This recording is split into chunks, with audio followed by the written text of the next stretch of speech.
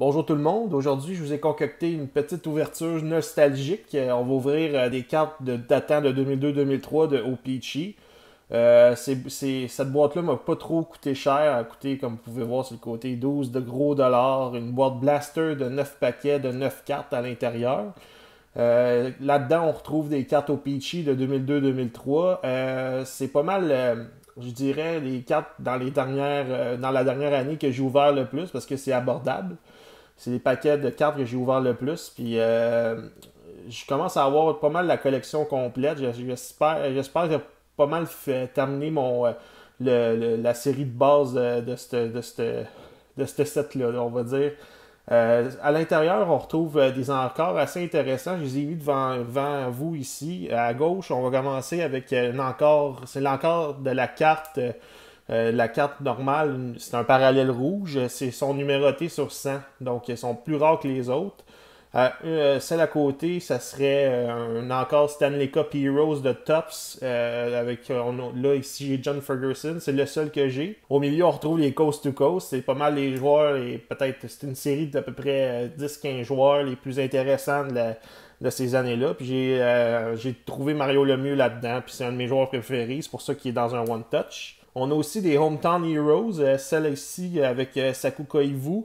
Ce sont des cartes pour les équipes canadiennes, surtout. J'en ai une aussi de Jerome McGinley dans ma collection. Comme vous pouvez voir sur la boîte, ici avec Patrick Roy dessus, on fait la promotion beaucoup de Patrick Roy parce qu'à l'intérieur de ces paquets-là aussi, il y a des reproductions de cartes. Comme celle la plus à droite, ça serait une carte de 2001-2002, une reproduction. Il y a 14 cartes en tout, une série de 14 cartes de Patrick Roy. J'en ai 3 sur les 14. Une de cette année-là, de 2001 et 2002. J'en ai aussi une de 96-97, puis j'en ai une de 89-90. Donc, il y a eu aussi, puis pour terminer, juste pour vous montrer un autre encore, c'est les Own the Game. C'est souvent les 10 meilleurs, mettons les 10 meilleurs joueurs au chapitre des statistiques. Comme ici, on a Martin Brodeur. Il était le deuxième cette année-là pour le nombre de victoires dans la Ligue nationale. Donc, on va retrouver aussi ça dans ces paquets-là. On en retrouve au moins un par boîte. Donc, on peut commencer. Aussi, à l'intérieur de ces boîtes-là, on retrouve une carte surdimensionnée. Donc, on va voir qu'est-ce qu'on retrouve là-dedans. On y va. Ça commence bien. Je suis en train de péter la boîte. Comme à mon habitude, il y a un petit. À l'habitude quand je commence à être assez habitué d'ouvrir ces boîtes-là, puis il y a un petit morceau de styrofoam au-dessus puis au-dessous pour bien protéger les paquets. C'est quand même une bonne chose. Donc on a nos 9 paquets ici. Et je vais sortir tout de suite la carte surdimensionnée. Vous pouvez voir aussi que le styrofoam, la mousse en polystyrène est là. Et notre carte surdimensionnée, c'est Mike Comrie, qui était à ce moment-là un joueur très prometteur avec les Oilers d'Edmonton. Il bataille pour la rondelle ici. Je pense que, non, en fait, il essaye de faire une passe. Puis c'est Grant Ledyard, le défenseur avec les Lightning de Tampa Bay, qui essaye de l'en empêcher. Il a aussi joué pour les Stars, Grant Ledyard. Puis Mike Comrie a quand même une coupe de bonnes saisons dans la Ligue nationale. En 2001-2002, il a atteint le plateau des 60 points. Donc, Mike Comrie ici. Ah oui, puis Mike Comrie, son père, c'est le PDG des magasins Brick, si vous ne le saviez pas. Il y a aussi son frère qui joue, son demi-frère qui joue dans la Ligue américaine. C'est un gardien de but. Je pense que c'est Eric Comrie son nom. Donc, Mike Comrie surdimensionné. Donc, ça donne ça pour les 9 paquets. 3, 4, 5, 6, 7, 8, 9. On va commencer ça tout de suite.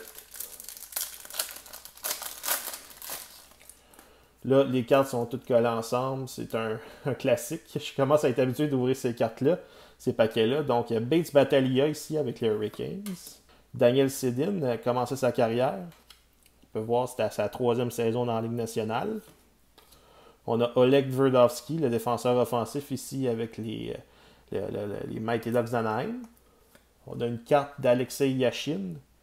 Long contrat, à peu près 10 ans ou 10 ou 15 ans avec les Islanders de New York, qui est enfin échu ce contrat-là. Ils n'ont pu à le payer. On a Chris Osgood ici avec les Islanders de New York. Chris Osgood qui a joué qu'une seule saison avec les Islanders. Il a aussi joué une saison ou deux avec les Blues de Saint-Louis. Puis sinon, il a joué toute sa carrière avec les Red Wings de Détroit. On a Mark Macy ici. Mark Macy, c'est vraiment pas mon joueur préféré. J'ai entendu dans des documentaires sur les Canucks de Vancouver les années 90 comme quoi il est arrivé dans la chambre il est arrivé avec les Canucks puis il a commencé à faire sa loi là. Ça a nuit pas mal à l'esprit d'équipe des Canucks. Donc il y a des gars comme Gino Odjick, ça faisait longtemps qu'ils étaient là, Pavel Bure, ils se sont mis dans leur coin puis ils ont commencé à bouder en raison que Mark Macy prenait trop de place. On a un Top All-Star ici de Chris Chelios. Ces cartes-là je vais décoller en premier. Ces cartes-là, en arrière, il y a un petit texte. Là, c'est pas grand-chose. Ils disent...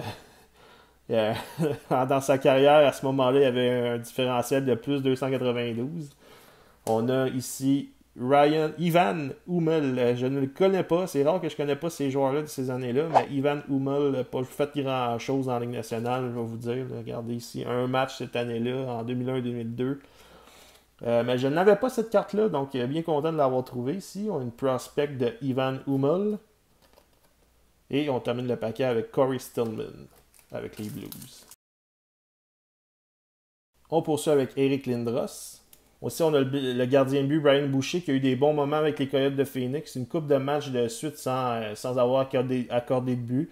Je sais pas si il y a encore le record. À ce moment, je sais qu'il avait défait le record pour le plus de nombre de minutes sans avoir alloué de but. Donc, mais je sais pas si ce record-là a été réédité depuis. Mais à ce moment-là, avec les Coyotes, en fait, un peu plus tard, il avait fait ça.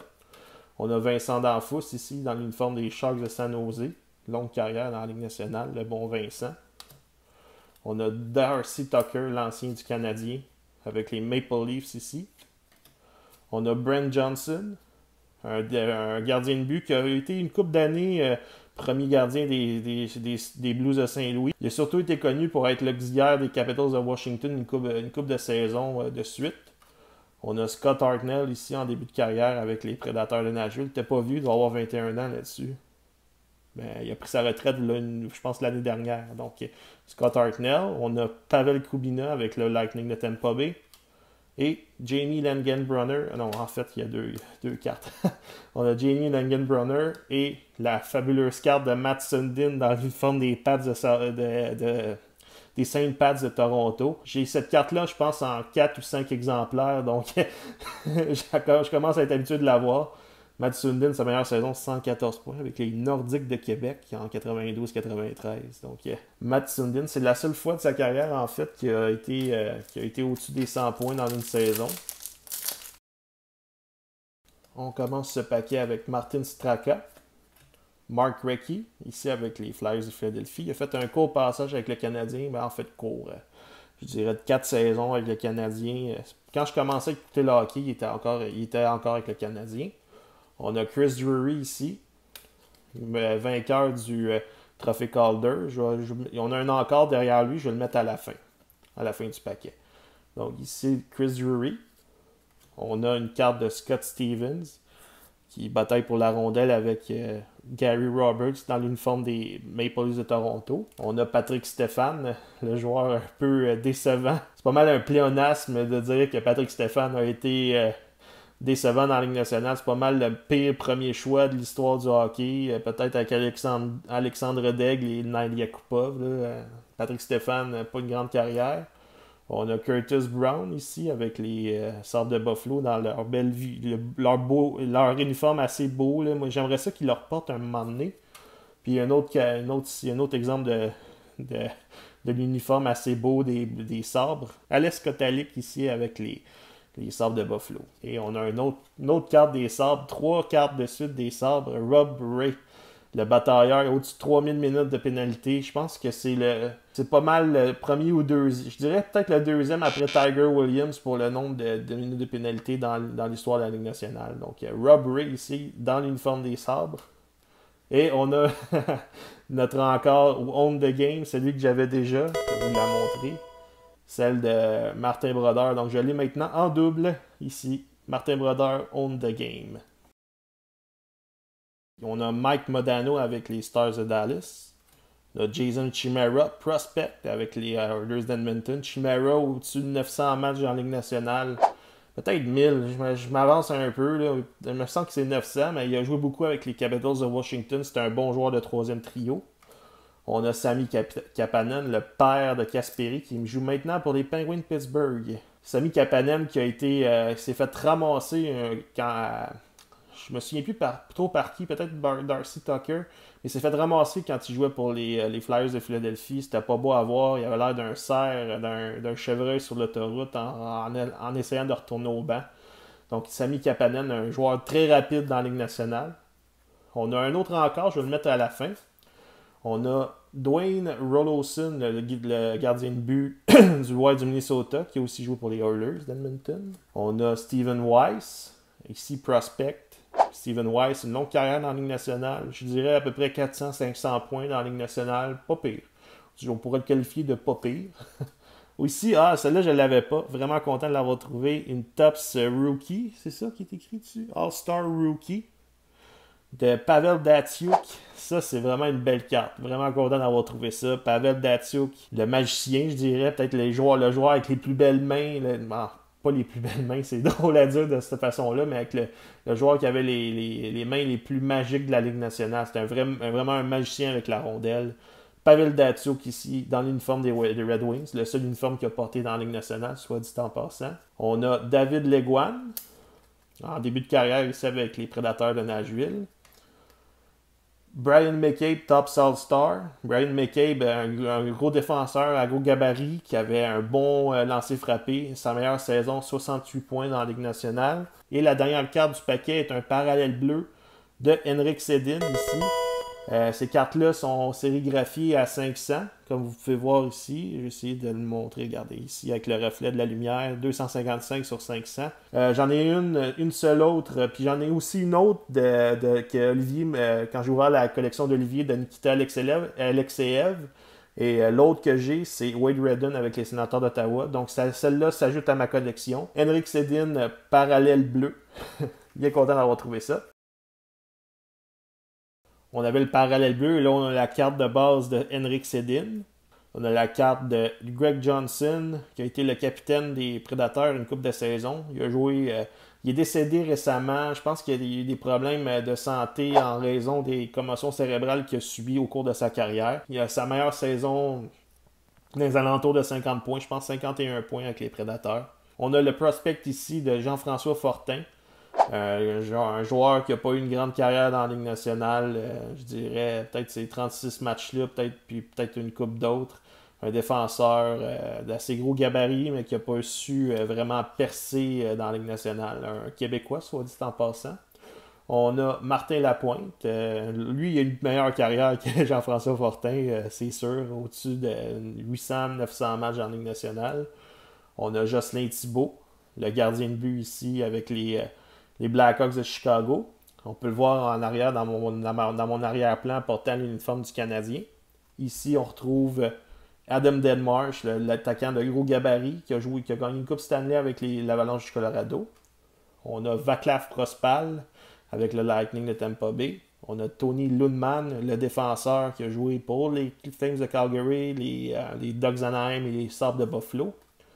Et on a Bill Guérin ici dans l'uniforme des Bruins de Boston. Avec en arrière, on peut remarquer que c'est Simon Gagné. Puis sa meilleure saison, c'est 85 points avec les Oilers et les Bruins en 2000-2001. Quand on peut voir 22 plus 63. Donc ça fait 85. Donc Bill Guérin.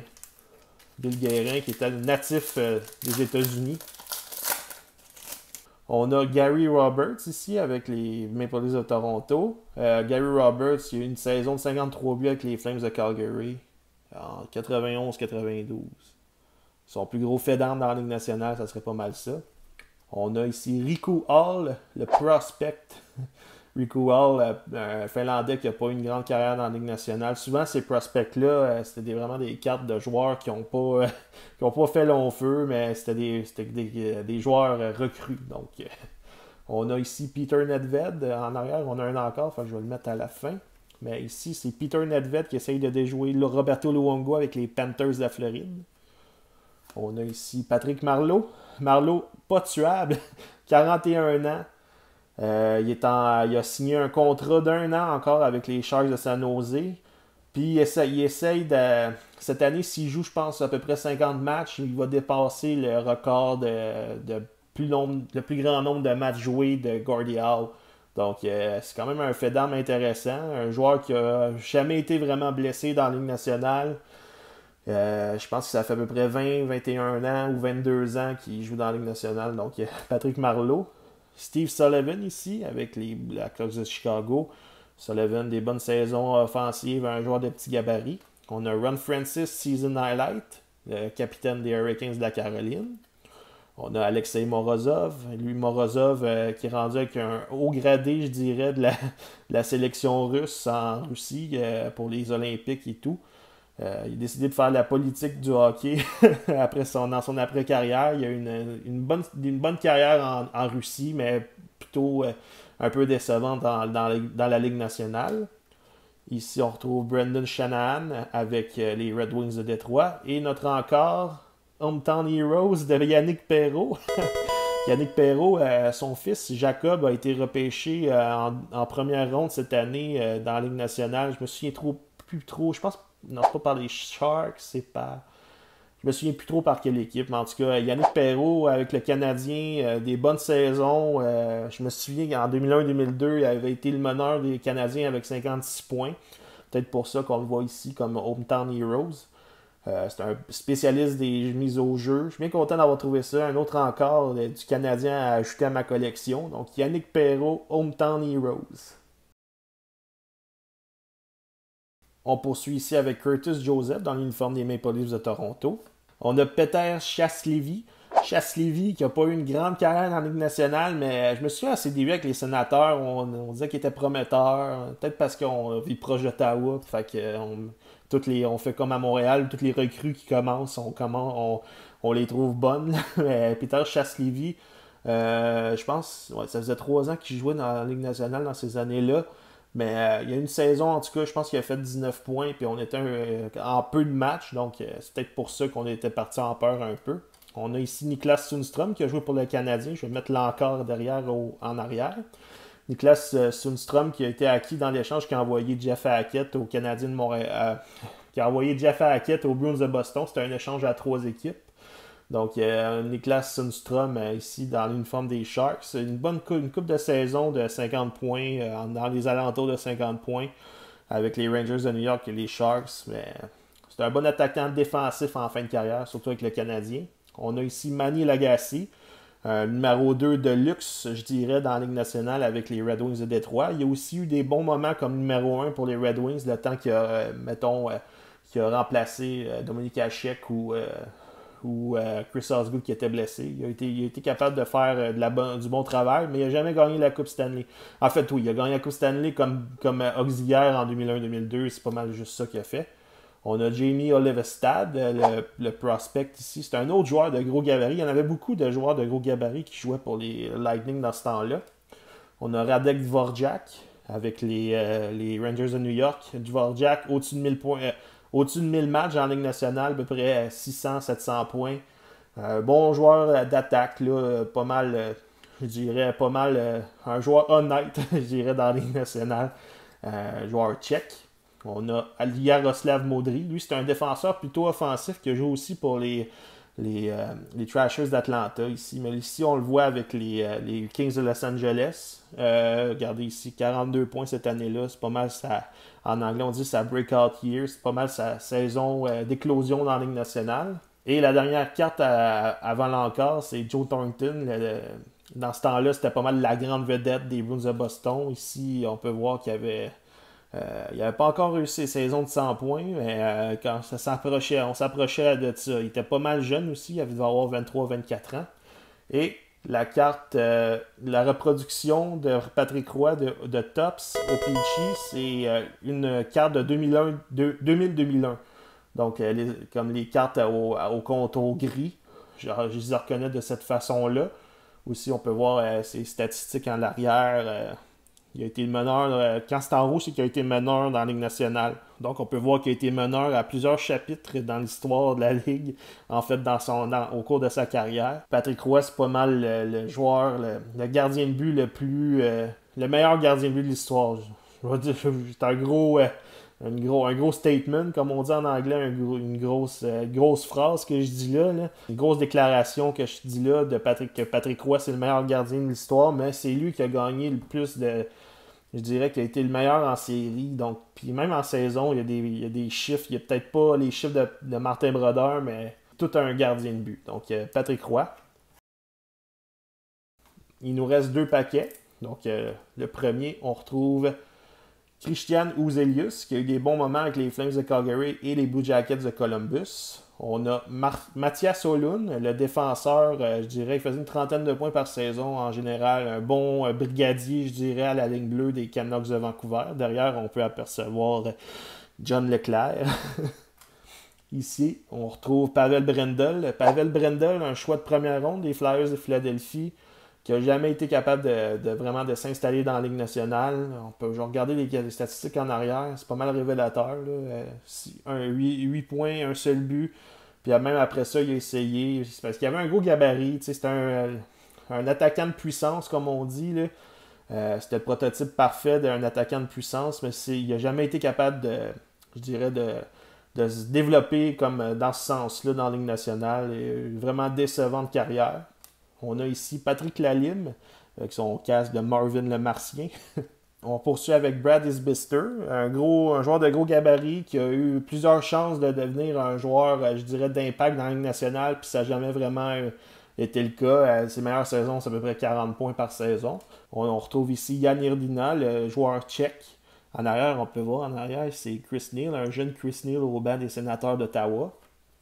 On a Brian Rolston, un attaquant d'une soixantaine de points par saison. On se souvient surtout de lui pour son tir frappé en tir de barrage. Il utilisait souvent cette tactique-là et a marché assez souvent, je vous dirais. On a ici Jim Dowd dans l'uniforme du Wild du Minnesota. Jim Dowd, il a appartenu aux Canadiens de Montréal à la fin de la saison 2003-2004. Il avait joué dans les séries puis il avait marqué des gros buts pour les Canadiens.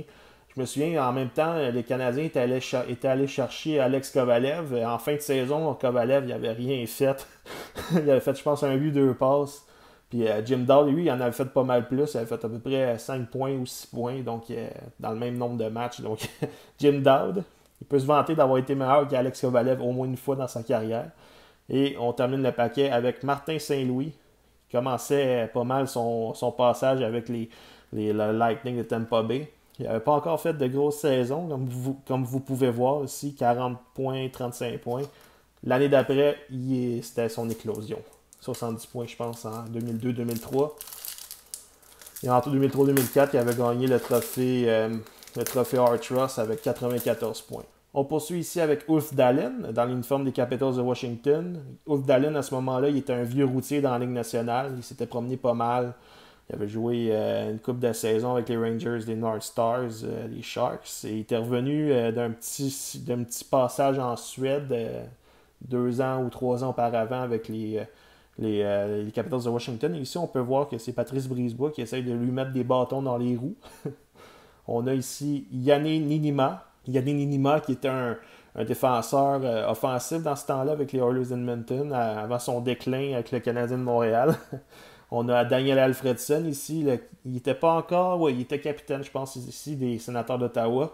Daniel Alfredson, des saisons de 100 points, il y en a eu une. Mais c'était pas encore fait dans ce moment-là. On a Tommy Salo ici, devant son filet, de haut, avec les Oilers d'Edmonton. Tommy Salo, qu'on peut apercevoir derrière avec les Islanders de New York. On a ici Vincent Lecavalier. Lecavalier en était à sa 4e saison dans la Ligue nationale. Il avait commencé à 18 ans. Et il devait en avoir à peu près 21, 22. On a une carte ici de Patrice Brisebois, vétéran défenseur du Canadien. Une prospect ici, non, en fait, c'est une Tops All-Star de Simon Gagné. Simon Gagné, c'était pas mal une étoile filante à ce moment-là, qui est en ascension complète avec avec les Flyers de Philadelphie. Il avait participé aux Olympiques aussi. C'était le joueur le plus jeune du Canada en 2002 quand ils ont gagné la médaille d'or, la médaille d'or aux Jeux olympiques de Salt Lake City. On a Miroslav Satan, un joueur offensif avec les Sabres de Buffalo. Et on termine notre ouverture de paquet avec Brian Rafalski, le défenseur offensif des Devils du New Jersey. Il a aussi joué pour les Red Wings de Détroit. Des grosses saisons, à peu près de 50 points. Il nous a habitués à ça. Donc, Brian Rafalski avec les Devils. Donc, on va faire un petit récapitulatif de ce qu'on a trouvé aujourd'hui. On va commencer au début avec Home the Game de Martin Brodeur, une carte que j'ai déjà. C'est un peu plate d'avoir trouvé ça, mais écoute, on peut pas tout avoir dans la vie. On a ici le Hometown Heroes de Yannick Perrault. L'encart bleu, la parallèle bleue de Henrik Sedin. Bien content de l'avoir trouvé celle-là. J'aime ça, les cartes qui sont sérigraphiées. Et la reproduction de Patrick Roy, je pense, on va regarder en arrière, qu'est-ce qui est écrit? C'est la 13e de 14. Donc maintenant, j'en ai 4 de ces 14 cartes-là. Pas encore de double, c'est le fun.